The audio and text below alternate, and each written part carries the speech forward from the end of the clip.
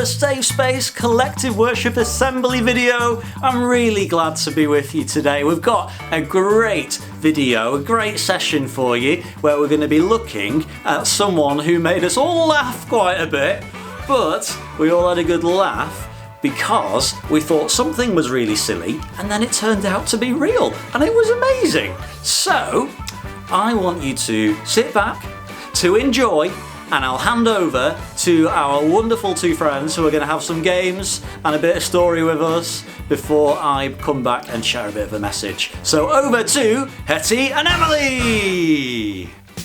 Hi! It is fantastic that you are with us today. We have a session that is full of laughter.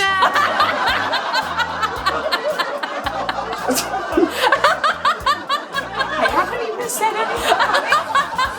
What are you doing? So today our story is about a child called Laughter. A child whose name means laughter. So you're just gonna constantly laugh. Always rude. So I'll keep continuing. Okay, so we're gonna do some games. We'll have obviously a story about a child called Laughter. And then we're gonna look at some different meanings of names today. Because the child is laughing. Should we get on with it? Yeah, we should get on with it. Let's have some fun. Hey Tabz. What? Are you ready for a story? Oh, is it story time already? It's story time already. It's that time. Yeah. Whoa! I know, right? I'm proper ready for a story. And this is the story about the child called Laughter. Let's find out why I was laughing at the start. It's not a really funny story. It's just they said laughter. So go and sit down. Shh. A child called Laughter. So God said to Abram, I want you to leave your country, your kindred, and roam. Your children will bless every nation on earth. Follow me to your new home. Now, Abram was old and his wife Sarah too, without any children, not one.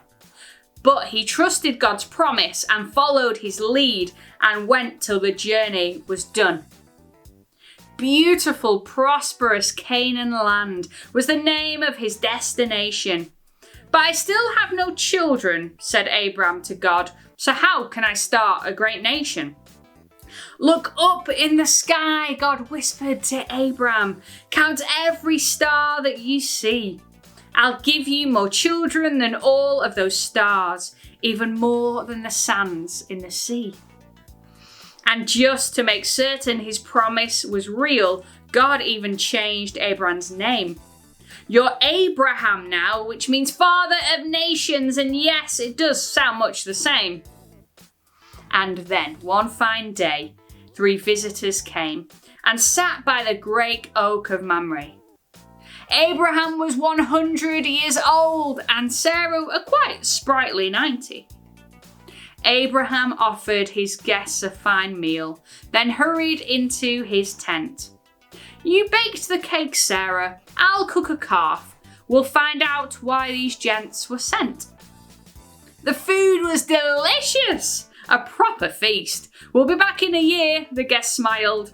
By then you will have one more mouth to feed, a baby, a son, Sarah's child. Alone in the tent, Sarah listened, amazed. She chuckled and then laughing out loud. Why is she laughing? The guests asked as one. We know what we're talking about.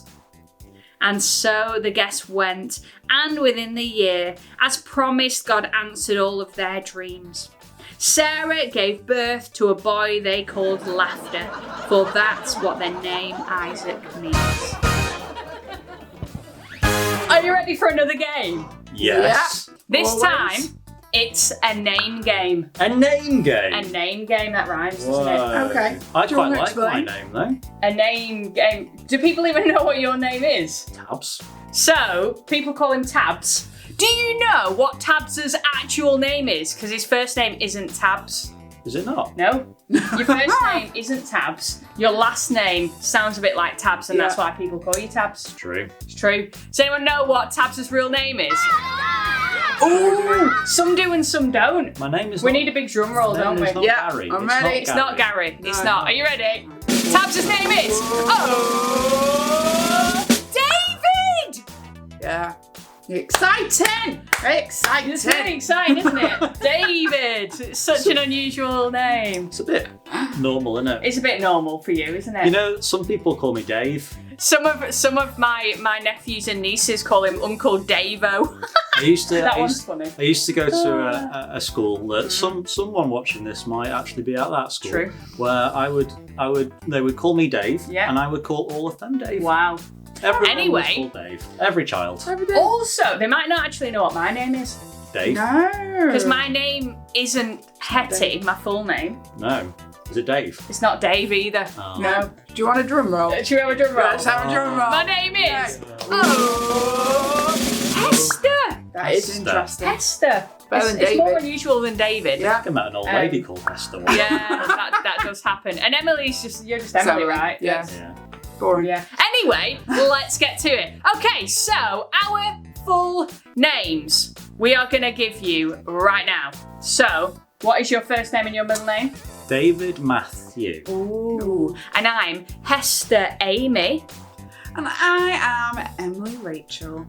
Spelled A-L. Ooh, A-L. And my Amy's A-I-M-E-E. Okay, yeah. I've got a French name. Anyway, Do you have one of those accents? yes, I do have an accent. A little tick. Let's stop talking and get round to that. So, I have on this piece of paper, on all of these papers, what our names mean. Ooh. So, David, Matthew, Hester, Amy, Emily, Rachel. And you need to try and match them up to work out what the meanings of our names are. So, in no particular order, the meaning of our names are loved, Loved. star, Oh, sheep, that's weird. another loved, ooh, Oh. gift of God, and hard working. Oh. Okay, so you have 10 seconds to try and match them up and see which you think means what. Go! I wonder whether they'll get it or not. I don't know. Who knows? Will our names mean what they think they mean? Sheep, I don't know. Don't know. What about that one? Okay, Weird. time up. It is time to reveal. Okay, David Matthew, please reveal what your names mean. I am Yep. David means loved. Ooh, And that's that actually nice. means loved by God. Aw. And Matthew means gift of God. Ooh, I'm a wow. loved gift of God. A very holy name. Just want to put a disclaimer out there. Yeah. You're all loved by God. That's It's true. not just David's. No. Okay? Yes, but my name reminds me. And my name, Hester, means star. Ooh. And Amy also means loved. Oh. Which A loved- means... A loved star. Which Lovely means... name. I'd hate to Emily, not have that wait. Ready for this one? Emily, what's your name mean? I am a hard-working sheep. Your name means hard-working sheep. Yep. And I'm a loved star. You can tell and you're a loved gift of God. You can tell my parents Googled it, can't you? Yeah, they obviously looked at what it meant first. Wow. Yes, this is what she looks like. A hard-working sheep. Wow. Hard-working sheep. Awkward. Yeah. So, how many did you get? Did you get that Emily was a hard-working sheep? Probably not. But either way, hopefully you enjoyed having a little giggle with us about that. Have you ever written or drawn on the ground outside with chalk? Have you ever maybe made a really nice picture and you've coloured it in and everything with chalk and you've written like your name or a nice message, or maybe you've drawn like a hopscotch pattern out on some ground? It looks great, doesn't it? It looks lovely. And you're like, oh, I'm really proud of that drawing. Oh, I could never do anything quite as good as that drawing ever again. I'm so happy, and it's a nice sunny day and all day. It's there and everyone can see and everyone's really glad they can see your drawing, but in the evening it rains. The weather changes and it pours down with rain, and then the next morning you go to see whether it was there and it's been washed away. You see, chalk isn't really something that sticks around. It's not very permanent, is the word we would use. Could you imagine if someone wanted to paint their house a new colour and they went to the shop and they said, please can I have a bucket full of chalk? And they took the chalk home and they got up the ladder and they started colouring in their house with chalk, and everyone around would walk past and be like, what's going on? They're painting their house with chalk. That's going to wash away. Do they not know? Oh, it would be hilarious, wouldn't it? You would see and you'd be like, what are they doing? That's ridiculous. That chalk will never stick. It will never stay. They should be using paint, obviously. It was a little bit like that, I think, in our story when Sarah laughed. Because the promise that God was giving, she thought it was a bit ridiculous. It was a bit silly because of how old she was and everything. And it was a little bit like walking past a house and watching someone colouring it in with chalk. Because you just knew that would never happen. It would never work. But God did keep his promise in the story. Even though it took a little bit of time, God's promise wasn't a chalked in promise. It was like a promise that was written with the strongest, most permanent paint that you could think of, that no one could rub off and no one could even paint over. I wonder if you've ever made a promise. I've made a few promises. Maybe your promises have been perhaps promising to be a good friend. Or maybe you've promised to be really faithful to our family or those that we have at home. Or maybe you've promised to do all your work in class, or promised to do something for homework by a certain day. Or maybe you've promised to look after a sibling, or your brother or your sister. Or maybe you've promised to go round to a friend's house for tea. All sorts of promises that we could make. But sometimes things happen, don't they? Sometimes things happen that get a little bit in the way of the promises that we make, and they make our promises harder to keep. A little bit like when I was talking about the chalk and the chalk drawing. It was when the weather changed that chalk drawing wasn't able to be kept anymore because it was washed away. And sometimes things can happen around us that make it harder to keep our promises.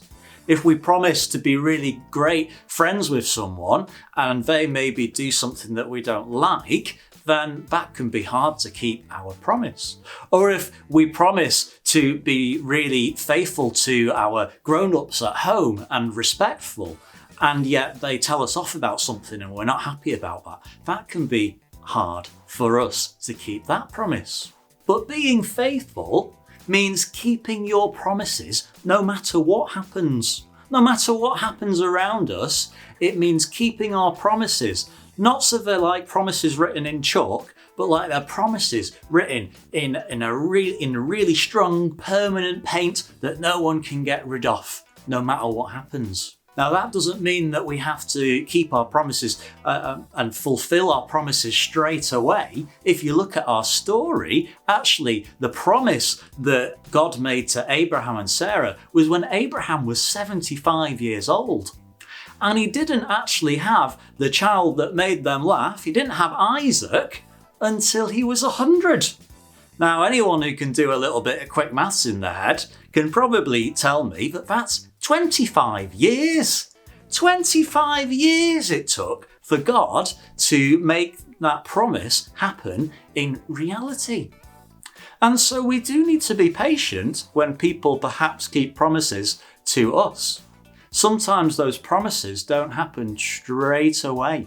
Sometimes you might think, well, I've got some homework that I need to do by next week. Does it mean that the second that you get home, you're going to have to do it?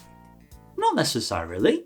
It's maybe a good idea to get it out of the way, but the promise isn't until next week. And so sometimes promises take a bit of time, and that's okay. Now, I made a special, a big promise a few years ago, a special all-weather promise. A promise that no matter what the weather, no matter what happens, I was promising to keep. And I call it a big I do promise. My promise that I made was to a very special person in my life, my wife, Hettie. And I promised lots of things to her when we got married. And we had a wedding. A wedding is a really, really big moment for someone. A wedding is when they make these really important promises. And you might see at a wedding where maybe the vicar or minister or priest or whoever's leading the wedding says some vows that the couple getting married say, I do.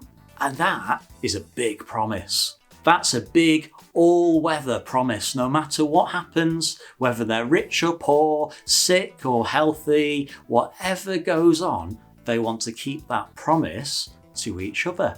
That promise isn't something that was written in chalk. That promise is something that we remind ourselves by the rings we wear on our finger. Or maybe you might even have seen a wedding certificate.